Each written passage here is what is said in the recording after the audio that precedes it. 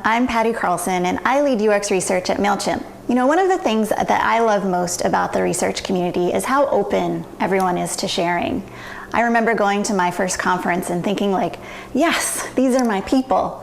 And I'm so excited to be able to share this story with you today. Here's what I'm going to talk about today. First, I'll define the problem of influence. Then, I'll share how we solve this problem at Mailchimp with marketing. Then I'm going to show you how you can create your own marketing plans for research. And finally, we'll walk through some examples. So let's dive in. One of the things that I have come to realize in talking to researchers at conferences or networking events all over the world is that there is a single shared common frustration: how to have more impact and more influence with research findings. I hear this expressed in a lot of different ways. So I delivered my research recommendations and nothing was done. Or I told them again and again and it was like nobody was listening to me. Or I was brought into a project too late and there was nothing I could do. Does this resonate with any of you? This can be a really difficult situation for a researcher. You know you were hired for your expertise, and you know that the insights that you bring to the table are important. Who knows your customer better than you? And isn't it the customer that matters the most? Why don't research insights speak for themselves? Eventually, you may come to realize that it isn't enough just to do the work.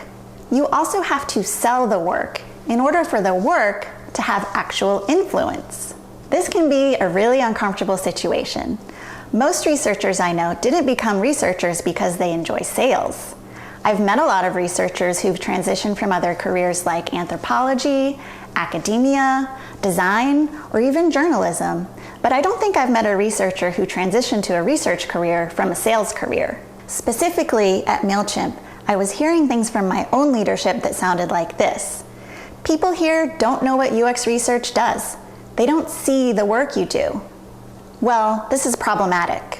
If we as a research discipline are invisible, then people at our company don't see our true value.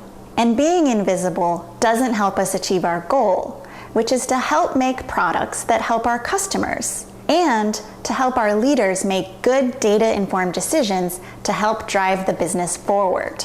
And despite all of the great work our research group is doing, without that high-level visibility and relevance to people who make decisions about department budget and headcount, we run the risk of being seen as a luxury, a nice to have, rather than a necessity. We needed a way to appeal to a broader audience at Mailchimp. And we also needed to find a way to capture the attention of senior leadership and figure out how to actually be useful to them. Let's talk a little bit more about necessities versus nice to haves. Most people would consider a toothbrush a necessity. It's important to use one of these to have good oral hygiene, and it's relatively inexpensive. I'm sure you all have one of these, if not more than one. I could probably walk into any bathroom, in any house, in any developed nation and find one of these. But what about an electric toothbrush? Is that a necessity? How do companies convince people to spend more money on a more advanced version of a basic toothbrush? Is it actually any better than my trusty old bristles on a stick version? Does it justify the additional cost? Let's take this one step further. This is what's called a jade roller. You use it to literally roll the skin on your face. Like the toothbrush, it's something that you might find in someone's bathroom. However, unlike the toothbrush, most people are going to need a little convincing before they decide they need something like this. This convincing is where marketing comes in. To get you to spend your hard-earned cash on this, a good marketing campaign will convince you that you need this just as much as you need that toothbrush. What does this have to do with research? Turns out, a lot. At Mailchimp, we make software for small business marketing. A lot of our customers, you know, those people we spend our days interviewing, trying to understand their problems and challenges, are small businesses trying to figure out how to market themselves. How do they get the message out about their product? How do they talk about their product in a way that's compelling? How do they create content? And how do they figure out which marketing channels are appropriate? Who is their actual audience? And how do they tailor their message to them? Now it was time for my research team to tackle these very same challenges that the customers that we had been studying forever had been struggling with. It seems pretty obvious now, looking back, but I'm pretty sure that when I had this moment of realization, my face looked a lot like Alexa's here. Like most research teams, we had been following a very traditional model where we define the research goals, conduct the research, and then deliver the findings to the relevant stakeholders, usually in the form of a slide deck, a report, and presentations. And that was working pretty well to an extent.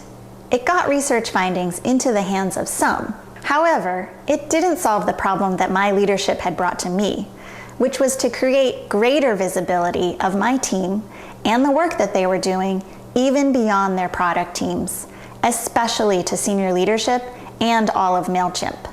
Let's turn now to why I thought a marketing plan would solve the problems of invisibility and lack of action from research findings. You really want to be intentional with how you share your research findings.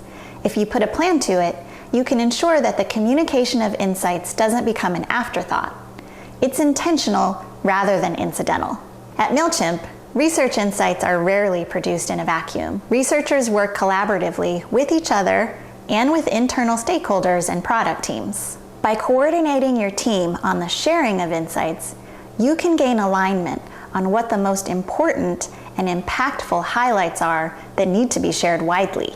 Finally, having a marketing plan will help ensure that you actually do the marketing work to keep your research visible and top of mind. While it may be tempting to think that the research will speak for itself, sometimes it doesn't. If you take a minute to empathize with your stakeholders, think about all of the information that they might be sifting through on a daily basis. The email with your research report linked to it might have been one of 50 or 100 emails they received that day. But a research report combined with a marketing campaign will help give it that visibility and make it stick. Now let's walk through what goes into a marketing plan. A marketing plan has 5 basic elements. Always start with your goals. What do you want this to accomplish? What do you want to see happen as a result of your efforts? Next, you want to think about your success measures. How can you know if you actually accomplished the goal? How does it manifest? What does it look like to actually achieve this goal? How do you measure it in a tangible way? From there, you can pick your target audience. Who is going to be the main recipient of this message? Who are you trying to influence with your results? Who are you actually trying to influence with your work? Maybe it's a single audience, or maybe it's more than one. Next, you can get really specific with your tactics and your channels. What are you going to do to market your work, and what marketing channels will you use? This is where you can get really creative. Go beyond slide decks and reports. This is also where you can have a lot of fun. Just try things and see what works. I like turning this into a design thinking exercise with my teams. I encourage them to just come up with ideas. They can be crazy or outrageous or even impossible. The important thing is to just encourage divergent thinking here. It can be helpful to think about these elements the way a journalist would as they're crafting a story. You want to think about the who, what, when, where, why, and how, and layer these onto your marketing plan. And of course, did it work? Let's see what this might look like when it's completed. Earlier, I mentioned that my team was struggling with visibility. So let's make that our goal. We might predict that improved visibility would lead to increased engagement with our research insights. So let's make that our measure of success. Since the goal itself is pretty broad, let's make our audience pretty broad as well. Since Slack is accessible to everyone in the company, let's figure out a way to leverage that to spread little nuggets of wisdom. I call these snackable insights because it's not a big, heavy, detailed deliverable that would take a lot of mental energy to process. Maybe it's a single insight delivered in a way that's really easy to consume and makes you want to know more. Now I can use this plan as a guide to strategize and select the right Slack channels, or brainstorm ways to format these insights in a way that's easily digestible over Slack, thinking about things like, is it interesting? Is it relevant? Is it scannable? And so on. I'm going to walk through a more targeted example now. As I go through this one, I want you to think about how you might tailor this to create a marketing plan that helps you achieve a goal related to your own work. Maybe you could even write it down. I mentioned earlier that one of our challenges was making sure our insights landed with the right decision makers at the right time to help them make smarter decisions. So we're tackling this goal next, and this time our audience is senior leadership. We saw an opportunity to influence strategic decisions by bringing visibility to work that we were doing at a product team level and amplifying those insights to a senior leadership level. How did we tackle it? We started scheduling quarterly presentations with this audience, where we partnered with other insights teams to come together with synthesized insights and recommendations. Sounds pretty straightforward, right? But the important thing is that we wrote it down, made a commitment, and now we had a plan of attack to move forward with. And we aligned with partners outside of our immediate teams to do this in a coordinated and therefore much more powerful way. Okay, now we've talked about all the pieces of a marketing plan. Now let's get to the fun stuff. I want to show you some of the more creative campaigns that my research team implemented at Mailchimp. So for the first example, let's start with the marketing plan. My research team came up with a set of usability heuristics to help our designers create usable designs from the beginning. We really wanted these heuristics to be adopted because if you apply good usability principles in the design phase, you can save time by not having to catch usability problems through testing later. We wanted our support team to be aware of these principles as well, so that they could more accurately tag their tickets to be routed to the appropriate teams. But we figured it couldn't hurt for anyone in the product development process to be aware of these principles. How did we make it happen? I'll show you. Our heuristics fell into 4 categories, the 4 E's: error tolerant, easy to learn, effective, and efficient. Each of these categories had specific principles that rolled into them. The first thing my team did was create checklists of all the heuristics and had them printed on nice cardstock, which we delivered to the desks of people who worked in design. Our thinking here was that if we made these principles easily accessible, so not buried in an internal wiki that you would have to dig through, but front and center right on your desk, that we would have better adoption and application of these principles. As I read through some of these, I found that certain songs were popping into my head. For example, this principle, do we provide progress indicators when a process involves multiple steps, got me thinking about Bon Jovi. In the easy to learn category, this principle about how we label things got me thinking, do we call things by their name? Isn't there a song by Destiny's Child that would go with this? In the effective category, this principle about proximity triggered an obvious matching song by The Cure. I can't take credit for this one, but someone on my team suggested that Taylor Swift had a perfect song to support this principle about auto-completion. So that's when I started to wonder, what if each principle was matched to a corresponding song that helped to emphasize this principle? And that's how the usability playlist was born. It's available on Spotify. And of course, how fitting for us to use the radio medium. I bet a lot of you heard of Mailchimp for the first time when you listened to a little podcast called Serial, which used a now infamous ad for Mailchimp. Making a playlist of usability jams was fun, but we didn't stop there. At Mailchimp, we're fortunate to have an in-house radio station called KIMP, Kimp Radio, which was of course inspired by that famous Serial ad.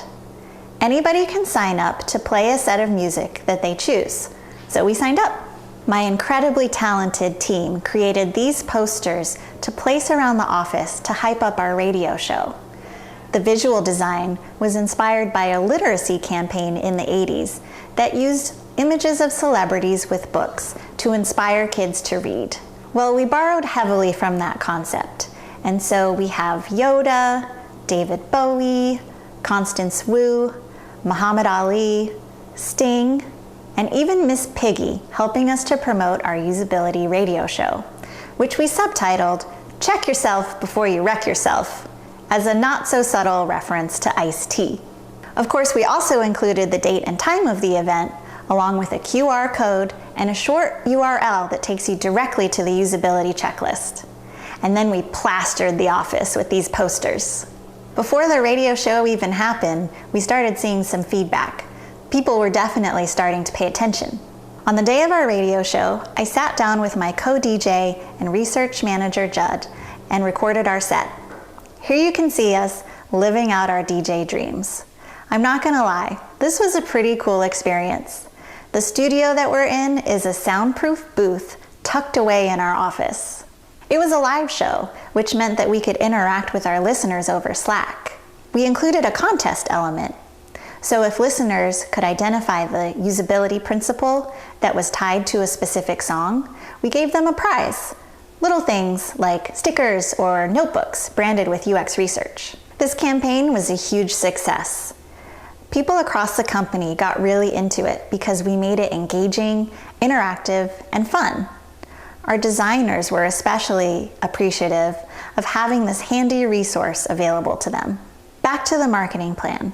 We were able to apply creative tactics to socialize the checklist, not just to design and support, but to a large audience within Mailchimp.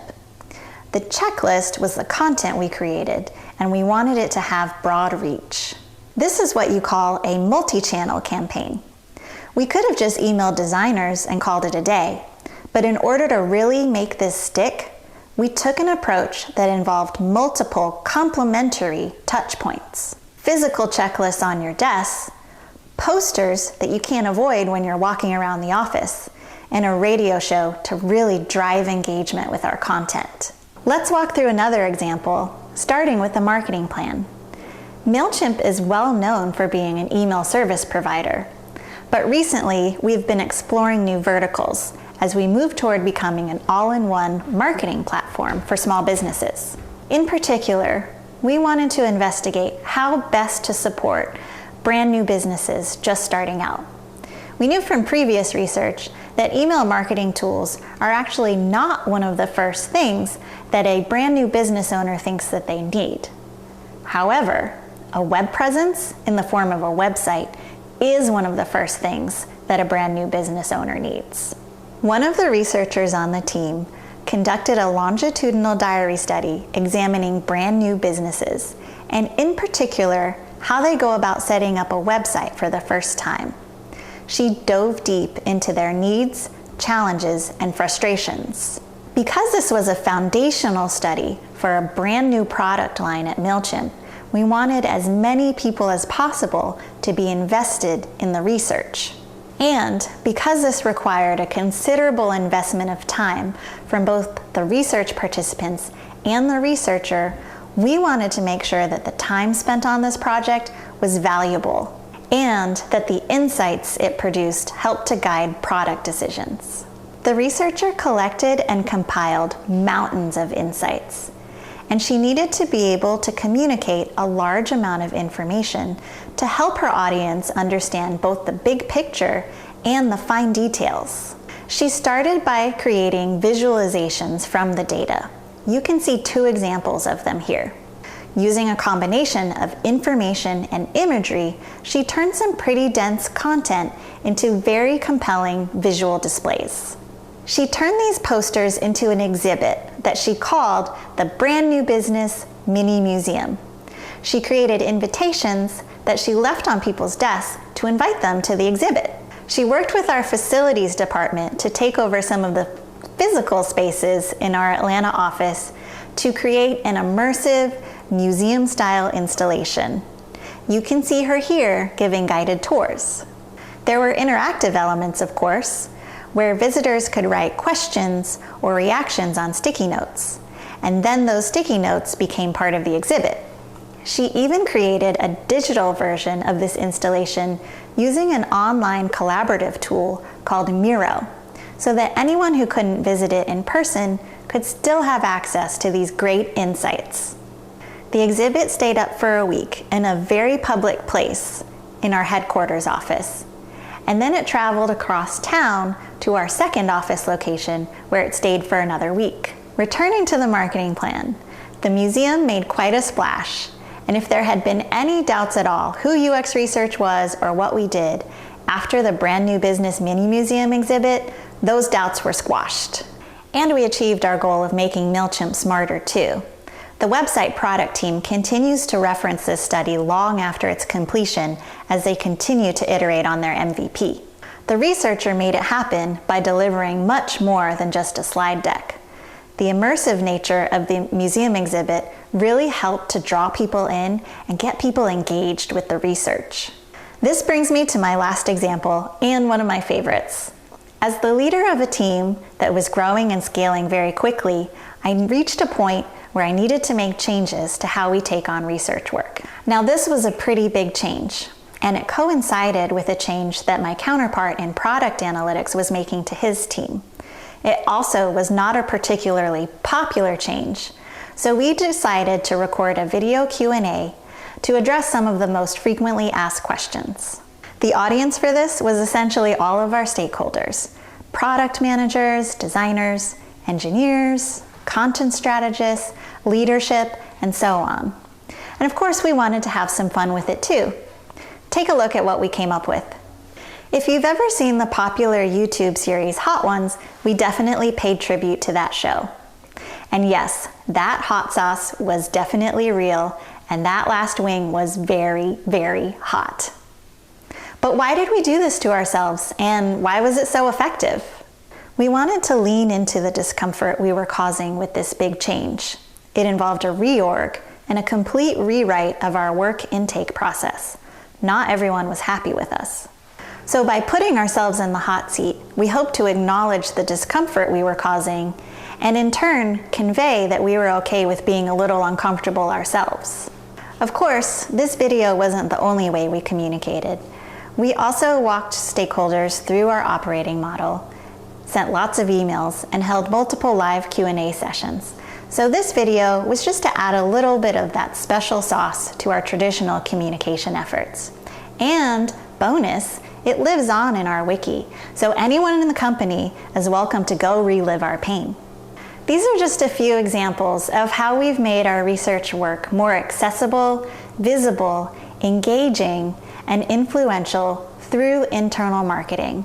Some other examples that I would love to chat about over Slack include things like a research insights bingo game, a research findings scavenger hunt, a Halloween horror stories video where people share stories of egregious usability issues.